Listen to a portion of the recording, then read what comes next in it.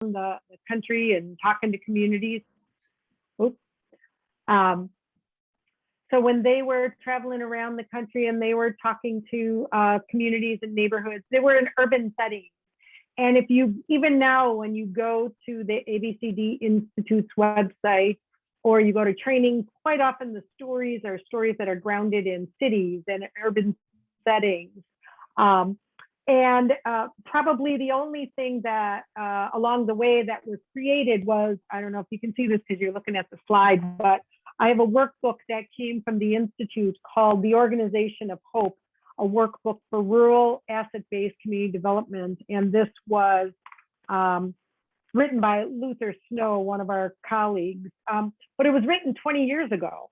20 years ago, things, life changes, and we have a lot. It's got a lot of stories in it, but we have a lot more new stories. And a couple years ago, I think I mentioned that I'm a steward with the ABCD Institute. And I was at a meeting, and we were talking about what are the topics that we wanted to dive deeper into. And I said, I really want to talk about rural communities.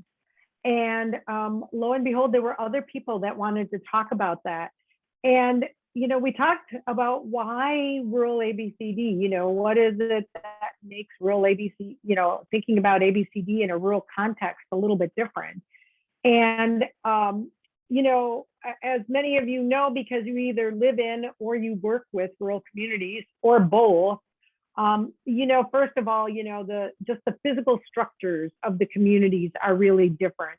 We're more spread out, who people count as, how people define their community is really an interesting concept, I think, in rural communities, about whether like where I live, I could say, oh, I'm an islander versus the off-islanders, or I'm an islander versus the rest of the county, which is all off-island, So how people define themselves and how you're spread out, the history and culture are really powerful entities in rural communities. Again, in our context, it matters if you come from an island family, and everybody knows an island family has been here a while. The scale is very different from cities, and things are more compressed in the cities. The resources, we called this session "We Are It" because we don't have a lot of resources, so we really are it. And the same is true of funding. Funding is very, maybe there, maybe not there, and just a lot of other ways. And we're going to tap more into your thoughts about this, this idea about rural communities. So, Heather, can you go to the next slide? So we're going to break you again into groups. And you're going to be generally in the same groups. I think I had to move one or two people because there was a bigger group and a littler group. And you're going to have time. You're going to have about 20 minutes to talk about this question in your group. How does ABCD show up in your work with rural communities?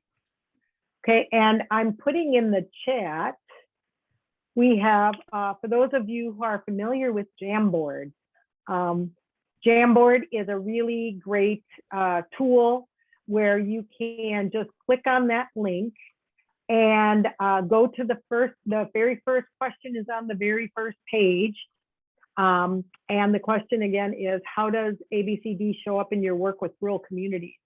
And as you get together in your groups, we really want you to have one person picked to post your ideas by the end of that 20 minutes. Post 2 to 3 ideas from your group on that Jamboard page. And you can use separate post-its if you need to, but because I know sometimes there's not enough room on one post-it. And we want somebody else in your group to be willing to report to the group as we all come back together as we harvest your ideas. So is that clear to everybody how we're going to do that? So let me just make sure the groups are all looking good. Okay, so one person will post on the Jamboard. Oh, and I'll give you a 5-minute warning before the end of the 20 minutes. So in case you haven't decided what your 2 or 3 top ideas are, you'll have a chance to wrap up your conversation and decide that. Okay? So any questions? We ready to go? All right, here we go. Have fun.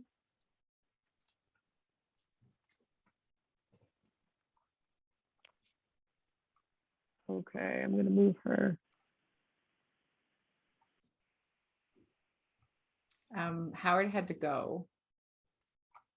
All right, I just moved Sarah because she wound up being in a room with nobody. Yeah. Because people left her. So hopefully she saw that. Oh, Wendy got popped out with us. Admit her back.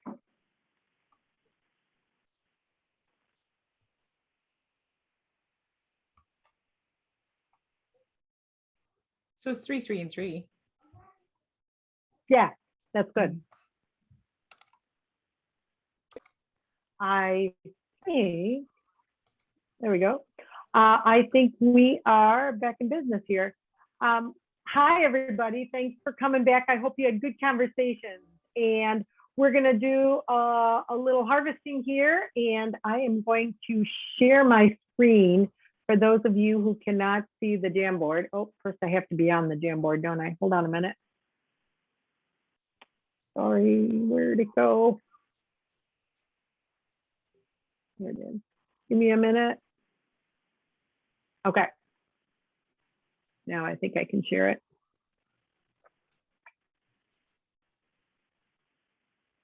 There it is. All right, so let's hear from the different groups here, and we can make some of these a little bigger so we can see what they say. All right, how about, let me think. How about we start with group 1? We had Fiona, Hope, and Sarah in group 1. Would you guys like to, who's your spokesperson? I will do that. So if you're going to hear, Great. so Thank you, Fiona. that's all right. We had really good conversations. And so first of all, we talked about that giving purpose, the community is giving purpose to teenage mums who won't go back to school because they've had babies, and there's all those things around that. But the community is coming around them and contributing to keeping them occupied and giving them purpose by their own donations, whether it's time, whether it's gifts, whether it's financial, whether it's growing plants. That's what that community is coming around to do. And the community, this is something we didn't capture, but the community is coming to make sure that these young girls, some who may have been raped, can actually get past their exams, because they won't get them if they don't. And the other two were that building community pride with what is strong is really important. So that slow build up of praise and finding pride in communities, and that planting seeds, these are the takeaways, that in all communities, it's planting the seeds, take your time, find the connections and the gifts, and things will grow from that.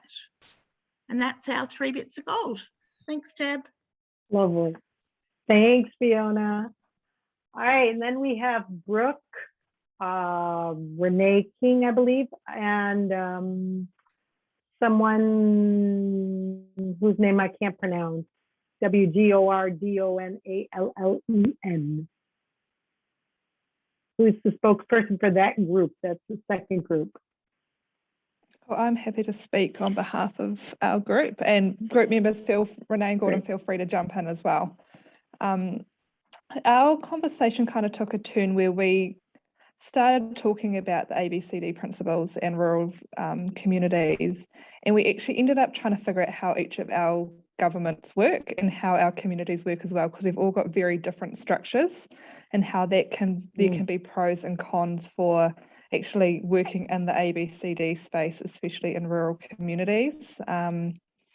So for places where I'm from, so I work for central government for New Zealand. So we've got one government that rules all the country, and then we've got councils that then support and kind of look after local stuff, and just different models, how sometimes, because our government, as well as Renee saying in North of Queensland, with our local councils and governments providing quite a lot of services, often communities expect us to be delivering more. Whereas Gordon was saying they had something like 213 municipalities in their state, and that allows for their community to actually be more engaged in delivering of projects for their community, because the state government is not doing that for them. Mm-hmm. Was there anything else you wanted to add, Thank Renee you. or Gordon? You did a great job. I think you hit it. Well, it is a weird advantage that since we're kind of on our own, it's almost easier to say we got to organize ourselves and build on our assets and get going. You know, is it Gordon? I can really relate to that, because, you know, that's why we titled this session, We Are It, because my husband and I often talk about that in this very small community, that we are it. I mean, this if we want something to happen in this community, people have to step up and do it, because there's not a whole lot coming from someplace else. And so I see people just sort of naturally doing that. So I think that's really interesting. One of the good things from COVID, looking at what's strong and positive, is that in the research that we've done throughout Canada mostly, but I think this could be in many places, is that when COVID first hit, the pandemic first hit communities, neighbors helped neighbors faster, and communities helped their communities faster than any government or institution or organization could ever have done. And I think that is a very big lesson learned in the ABCD world. And the research shows that the more neighbors you know, the more likely you are to survive an emergency. And so with that in mind, the importance of we are it, we can do this. We don't have to wait for someone to do it for us. Yeah, certainly that has played out in our community during the pandemic as well. I mean, I saw that immediately from the start. People stepping up to help take care of each other and check on each other and find ways to support each other. And I know lots of other communities that did the same. All right, let's hear from the last group. We have Ashley, Laura, Sarah, and I'm sorry, I don't know how to pronounce the other person's name. Is it Timbigosa? So who would like to speak for the last group? Laura is going to speak for the group. I love when people volunteer someone else. It's all right. We organized ourselves on the back end. So yes, so I knew this was coming. So we had a really lovely conversation. Of course, how could you not? It's talking about the communities and work that we do and everything. So we are, the four of us are coming to this particular space today with different levels of knowledge of ABCD. And still parsing how exactly the concepts and things like that apply. So it was really interesting to kind of wrap our heads around that. So we are also doing work in different kinds of communities, some with communities of background or identity, and then small rural location based or place-based communities as well. And I think we found a couple of common threads that other groups found, so that neighbor to neighbor or citizen to citizen support, chipping in to connect with each other, identify the resources that you have. So I think the idea of knowing who has the pickup truck, who can, you know, pull you out of a ditch when you need that to happen. So when there are immediate needs, being able to know who around you you can tap for help and support and resources. And then we also talked about more of a longer term horizon of thinking proactively beyond just the immediate needs. I think Ashley used the point of need, immediacy of situations, and being able to think longer term. So Tembenkosi works in a government capacity, and so thinking about how you can, you know, have structures or tap external resources to support participation and ownership and partnerships on a longer term for a longer term basis, looking a little bit farther out. So yeah, that's what we found. It was a really lovely conversation. And Ashley, Tembenkosi, and Sarah, if I missed anything, please feel free to chime in.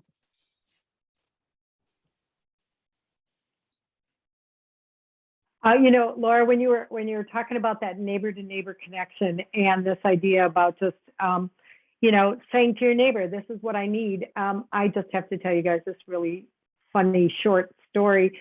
The neighbors in our community connect in a Facebook group, you know, when they can't be together in person, and you get all kinds of things in this Facebook group. And my favorite post was the day someone posted on a Sunday afternoon, which is key because the grocery store closes at 1 p.m. And someone posted in the afternoon that they needed 2 bags of tortilla chips. And they didn't give a reason. They just said, I need 2 bags of tortilla chips. And about 6 people said, I have some. Should I drop them off? And I thought that was hilarious. But I mean, it's so symbolic of what things are like in this little community. All right, I'm going to stop sharing my screen. And Heather, if you can go back and share our slides, that would be great. So thanks, everyone. We're going to use the same Jamboard for our other conversations. So can you go to the next one, please? So last year at the UnConference last year, we had a session called We Are It also. So this is kind of We Are It revisited. And that was the first session that we had on rural communities. So I don't know if some of you were there or not. And I'm also going to tell you a little bit about what we talked about there. And I'm also going to tell you, but first I'm going to tell you about this rural communities work group. No, I'm not. I'm going to tell you about We Are It first. So can you go to the next slide, please? So last year, this is sort of a summary of some of the stuff that we came up with last year in the conversations when we asked people, you know, what makes rural communities unique? What are the unique things that we think about here in small communities like ours? And these were some of the main points that we covered that people brought up last year. The first one is that everyone is needed. I mean, again, hence the name We Are It, right? We need everybody here. And I could tell you people that are in my small community that would have labels of deficit, right? They could have labels of deficit, and yet that's not how they're seen here. You know, so for example, we have a young man who happens to have a label of being on the autism spectrum. Well, nobody thinks of him that way. They all just think of him as Chris. And it happens that Chris works on the ferry and he's very good at it. And he's also a member of our emergency response team here on the island. So if there's an accident or someone is ill, they call out, you know, who's ever available. And everyone really likes it when Chris comes because he knows every step of every protocol perfectly, right? So people they don't look at what his label is. They look at, we need Chris because he's got this gift. So, and that's true for a number of other people that could be labeled according to their deficits, but we look at everyone as needed. The next one is relationships are so important. You know, when you live in a small community, whether you like each other or not, whether you agree with each other or not, you got to figure out how to work together. You got to figure out how these relationships happen. You know, sometimes I may not like the chair of our town board.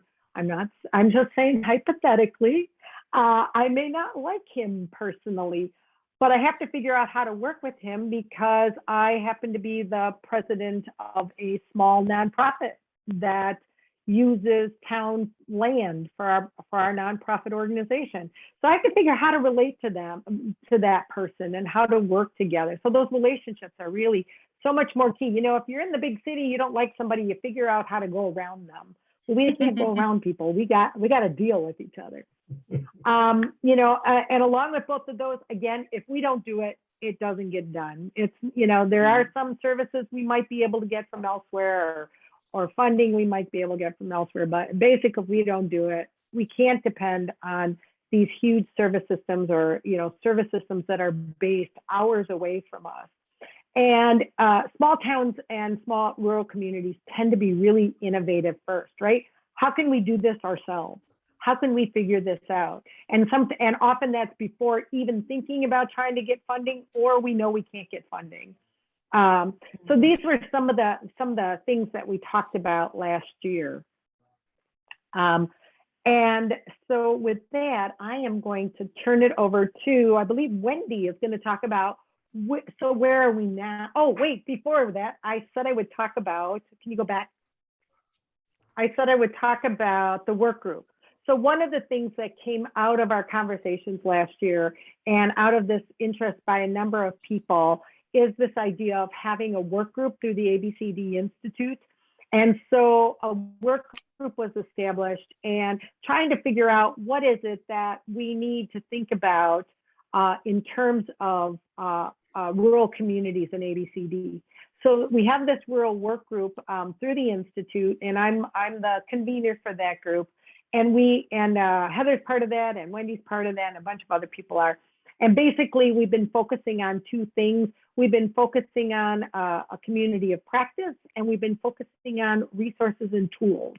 And Wendy is going to tell you where we are now with some of those things. So now I can turn it over to Wendy in slide 14, I believe. Wonderful. Well, and I apologize, when I dropped that image in, I cut off a little bit of the words, but so I met Deb, yeah, I started working with Deb and Heather on rural communities in that work group. And Heather and I both have a lot of experience doing ABCD work in more urban, and we were both hungry to be with other people trying to figure out rural. I moved to a rural community and it was a different bird. So we did a global gathering. Deb and I facilitated one, and I think Heather may have facilitated the other one last year. And we asked some questions, and out of that, we formulated a survey, and we invited people to come to just a gathering, just to convene, to see if were people really interested enough in this conversation that they'd want to jump in deep, that they'd want to make a commitment to meet together regularly to work on things. And so in that survey, we asked this question about what would you be most interested in doing? If we gathered rural practitioners together, what would we do together?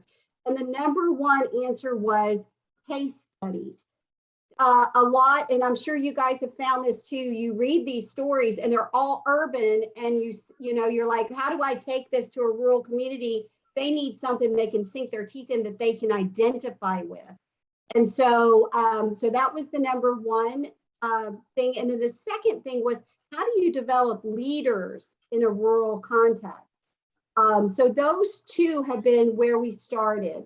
We started bringing the group together. And I think this Thursday, actually, if you're interested in this group, you will have an opportunity to join today.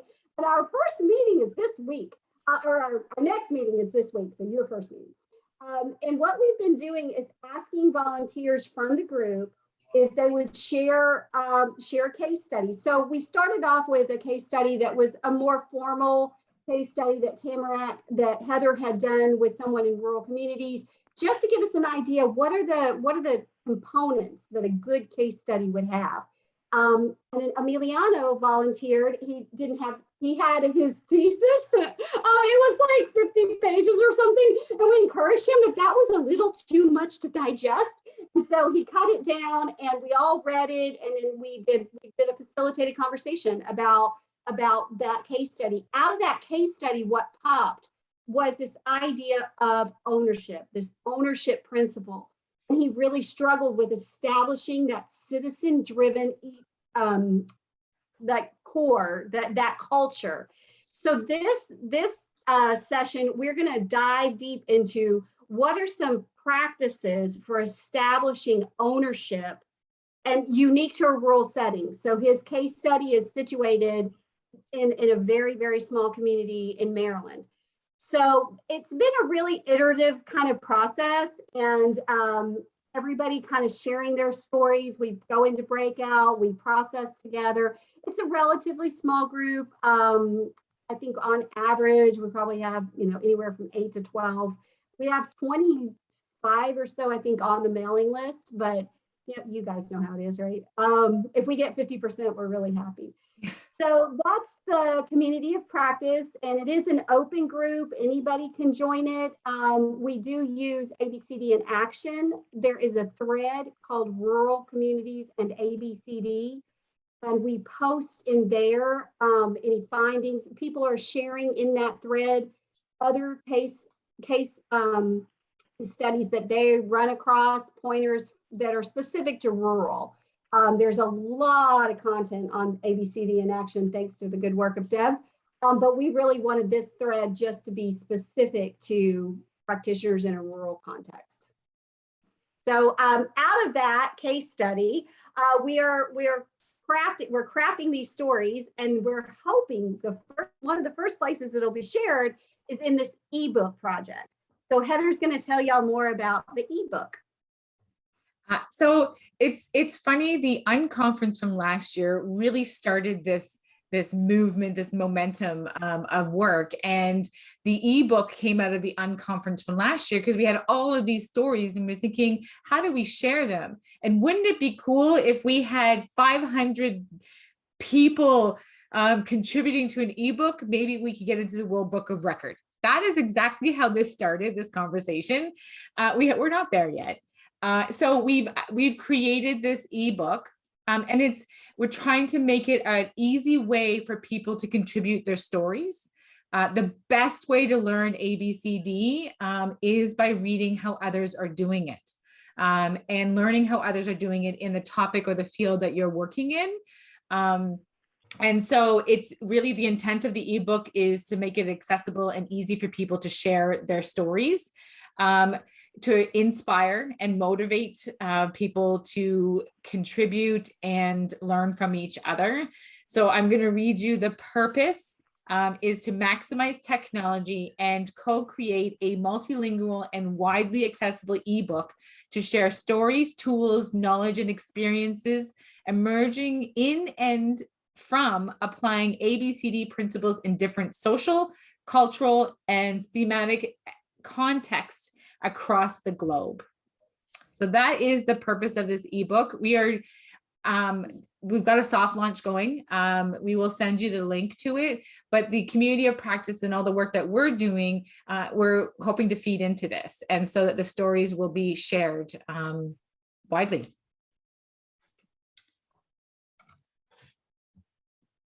We're about to go into our next breakout session, and during our time in our next breakout session, we want you guys to help us really think deeply about what is happening in that community of practice and in that ebook by thinking about what are the challenges that you're seeing from your ABCD perspective, and what tools, resources, and skill building need to be created. So that when we're thinking about what kinds of case studies, what kinds of opportunities are getting created through this work group, through that Deb leads, that we're really addressing what is really on the hearts and minds of practitioners working in rural communities. And so when we go into our breakout rooms, we're going to do everything exactly the way we just did it. Want to encourage you guys to have somebody harvest it into the Jamboard. and have somebody designated to report back out when you come back out. And we are actually, I think, right on time. I don't know how it happened. I know. It's perfect. So you will have 20 minutes in your breakout room. And we'll do the same thing, give you a 5-minute broadcast message when you have 5 minutes left.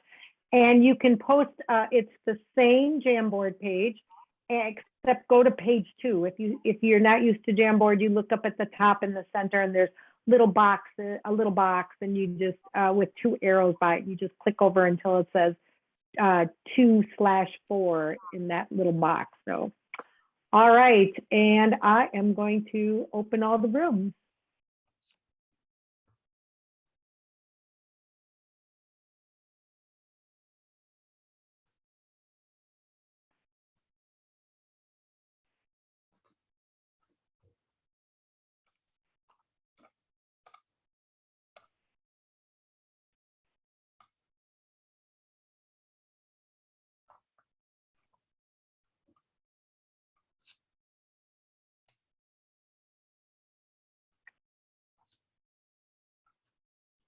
Something else, it makes sense.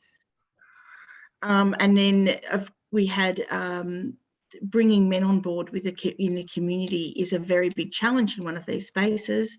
So that was about how we're engaging through ABCD and the tools, what training looks like and what education looks like. And they're very touchy subjects, and there's also the threats of violence. So it is a big challenging space to work in. So thank you. Wonderful. So do we have a volunteer from group 2? And I'm thinking Brooke did it last time. Are you still good, Brooke? Wonderful. Yep, I can do that. So, sorry, I just gonna make my screen bigger. So we talked about, sorry, totally trying to do an email at the same time, not good. Full screen, there we go. So we talked about the challenges that we face, some of them being that with ABCD, there's sometimes egos and personalities that come in the way, and that can often lead to groups forming other groups to try and meet the needs that they see in the community, and that can cause more harm than good. We also talked about surveys and collecting ideas there, and how youth can be a really positive way of helping with surveys. And Gordon had some really amazing examples of how they are working using surveys as well, and how they are assessing success, I suppose, in terms of connections as well. So that was a really cool way to look at how you can kind of combat challenges within that space. Wonderful. And I think Renee also shared just the vastness. Yeah, kind of transportation, gathering spaces when you live in a vast region. Anything else from our group? I think Brooke covered what I heard. Renee? I think we also talked about towards the end how formalizing the community organizations that grow out of asset-based community development work really takes away from the fun of what they do and becomes quite institutionalized. So that was also something we spoke about, a challenge. Yeah, that's a really important. You know what? Yeah, you know, it's really, I think that one jumped out at me there too, because, you know, thinking about my community, I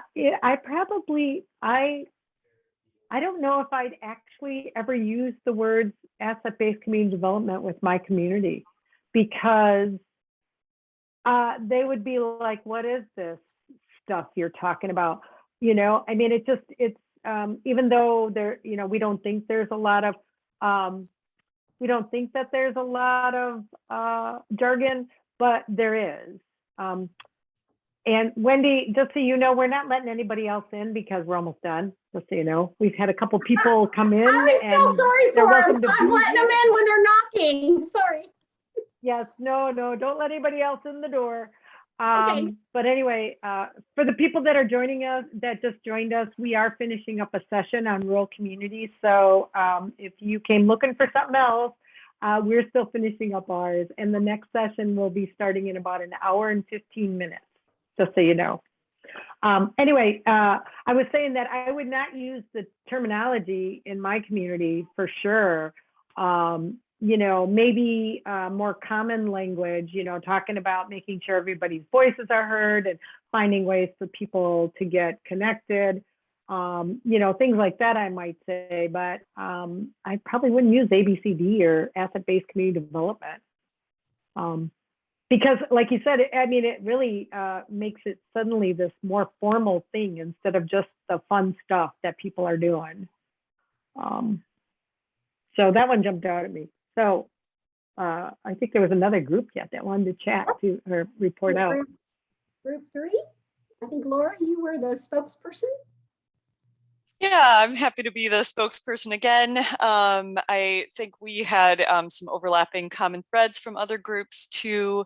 So yeah, some of the things that floated to the top for us is this seasonality, the sort of annual rhythm of communities can sometimes be a little bit of a challenge. So people culturally or environmentally, you know, the seasons have an impact on people's capacity and where people's attention are being placed at the moment. And so so that can certainly be a challenge from an organizing and coordinating perspective. Location related. So I made my screen too small here. There we go. So there's not many obvious community gathering spaces all the time, so it can be hard to identify just places for people to gather, or the community spaces that are available might not be as accessible to folks or be otherwise occupied. So that can be a challenge.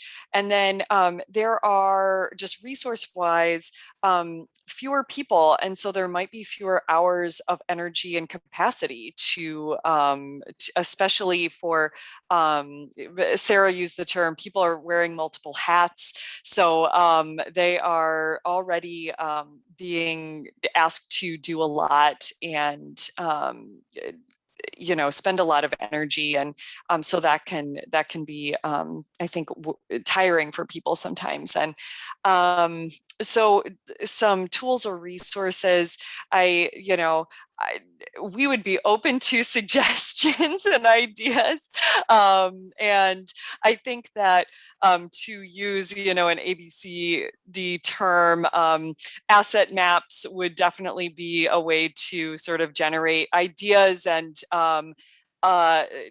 think about connections and relationships that maybe haven't been identified previously, and things like that, just to sort of expand people's networks and the resources in that way. So that was an idea.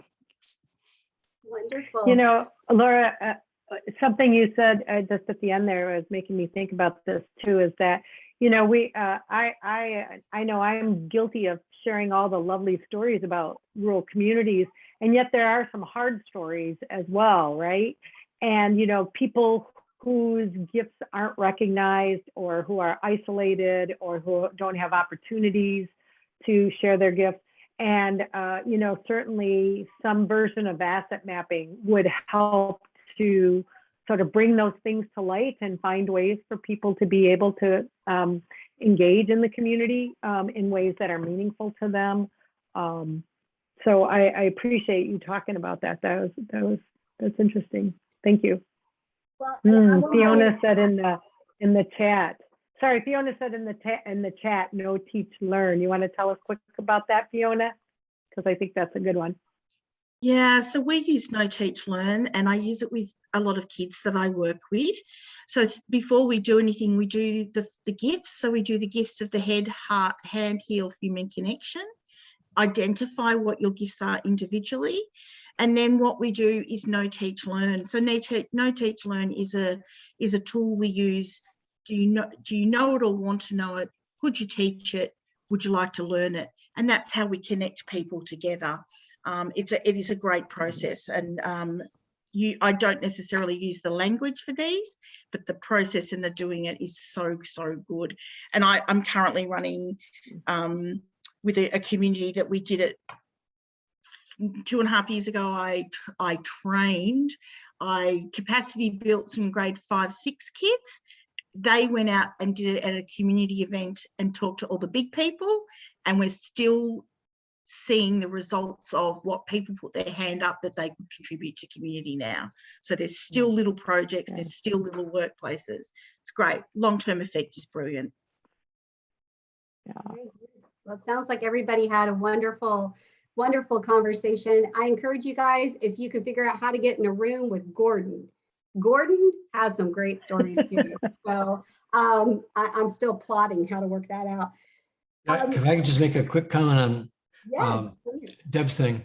I agree with you. We don't push the A, B, C, D thing, except in certain cases where it kind of comes up. Are you just making this up, Gordon? Yeah. You know, Yeah. when we passed this bill that allowed these community boards in the legislature, every single advocate we had there was very conversant in ABCD, which is how we got it structured. And that was useful every once in a while, just to say we could give them a website, and but I agree with you. In general, it gets kind of, you don't want people to think you're wonky, or because it's a real danger to get wonky on this stuff. I'm a little nervous, to be honest with you, about spending too much time on principles that internally I think they're useful, but you know, I'm much more interested in how people got it going, how it actually happened. Yeah. All of the language that we have is for our internal dialogue, not necessarily for outward consumption, because it would spook people. And I think that's something coming from urban into a rural. I kind of made the mistake of using my lingo, and then realizing that didn't work. It was not helpful. And mainly I needed to shut up and listen and pay attention to what people were already doing, and celebrate that and call out those connecting activities. So I remember a conversation with John McKnight, but it has to start with you. So you need to live it and breathe it and do it, and then bring it to your organization. And internally in your organization, you need to live it, breathe it, do it before you can even approach a community to do it. So you got to walk the talk and talk the walk before you go out and do it. And so like that actually really hit home to me. And then, by you being it, and you started going, hey, being that connector, and did you know, in the asset mapping kind of thing, they'll be like, oh, well, this is Heather's way of just doing stuff, and it's not wonky. And then it's contagious and goes from there. But I really thought that, like, that's something I never forgot from a conversation with John McKnight. Very cool. Well, I'm going to stop sharing. And Heather, if you want to put up our next conversation, I think we are just maybe a wee bit behind schedule. We have about 5 minutes. So we're just going to drop this one into the chat. How you would like, whoops. Next slide, Heather. I'm having PowerPoint issues, so I apologize for the view. That's fine. That's fine. We can read it. So our next question, we're just going to put this in the chat. How do you want to be involved? Share your commitment and your email address if we will need it in the chat. So ABCD in Action, to get involved on ABCD in Action, you just go to ABCD in Action, which Deb is going to drop that link into the chat for anybody who's new to ABCD in Action. And you can do a search on there for ABCD rural communities. We've got a forum thread, and you just click the little button to follow. And then it will let you know when new posts appear there. The ebook, we've shared the address to the ebook, and just keep an eye on ABCD in action when everything starts to go more live.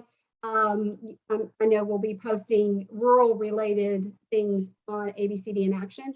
If you'd be interested in being a part of the work group, please drop your email and name into the chat, and Deb will notify you about that. If you want to get involved in the community of practice, you can actually go to ABCD in action and go to events. And the Rural Community of Practice is an ongoing event, and it will provide you with the link and a way of signing up there. And if you have other suggestions of how you'd like to stay involved, you can drop those into the chat as well, and we will consider. We should all go have coffee with Fiona. That would be my suggestion. And then go to Nebraska and visit Gordon and see how to set up volunteer municipal boards. This is something I'm very interested in. So I think we have to do a photo, right? Group photo. Oh yeah, do a photo. We don't want Fiona to have to draw a picture of all of us to fill in the blanks where we forgot to take a picture. I'll stop. I have a disclaimer. I don't know if anybody noticed that I started recording after I did all of that spiel about ABCD. So nobody is going to be able to hear that recording. So I thought, you know what, I'll just record at my own time and I'll merge it together just in case you want it, or you can say, you know what, Heather, we don't need it. Let me know. Thumbs up, thumbs down, whatever. I don't mind doing that, but realize that we didn't record the beginning. I'm gonna stop sharing. I discovered that you're really good at photoshopping, so go for it. All right, who's gonna take our picture? I can do. I just did it, but we can do it again. I didn't. Oh no, I need warning because I never do them. I always do something. All right. Funny. All right, everybody smile. I will count to 3. 1, 2, 3. All right, got it. I couldn't let you be on your own, Heather. I had to jump in with the hands. I always do something nuts. I'm just letting you know, it was quite interesting about 25 minutes ago, and we're having this conversation. We just had an earthquake.